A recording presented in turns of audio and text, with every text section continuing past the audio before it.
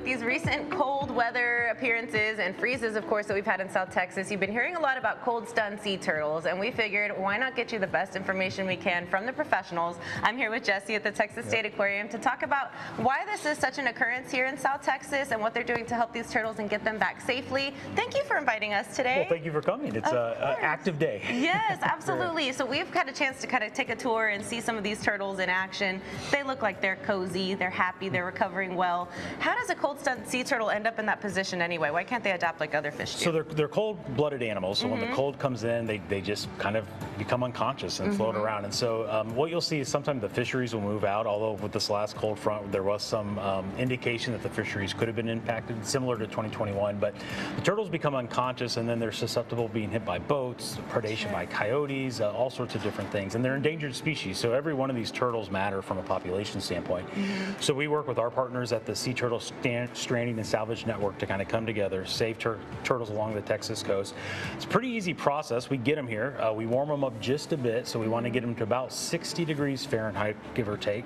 And then once the Gulf temperatures, the Gulf of Mexico temperatures get up to 60 degrees Fahrenheit, we can get them back out. So in Texas, they're typically here about 7 to 10 days. It's a pretty quick turnaround as opposed to maybe up farther north where they're in it for months. You know, this is pretty fast. Right now, we have a CT scanner, the only of its kind for wildlife in the state of Texas. And so there was a turtle that came in the cold stunning, I believe yesterday, that had a fracture on the shell.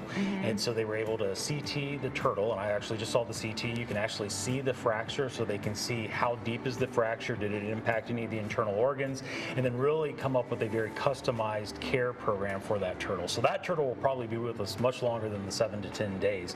But yeah, with that advanced technology, we can really impact wildlife conservation. That's so interesting. And so in regards to where they come from geographically, do they all get released right here in the coastal bend? Do you think that they end up finding their home again, or do they stay local?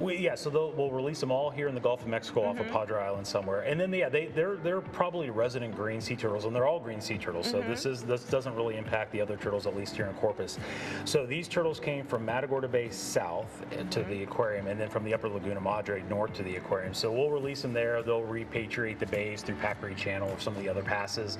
And then next winter, we might see them again. That's right. They're like, hey, we're back. Y'all had some really good food. We're hoping to hit that buffet if you don't mind. So as community members, if we come across a cold stunned sea turtle, how can we do our part to make sure we take care of them? So the first thing is don't put it back in the water, because if it's unconscious, it can't swim.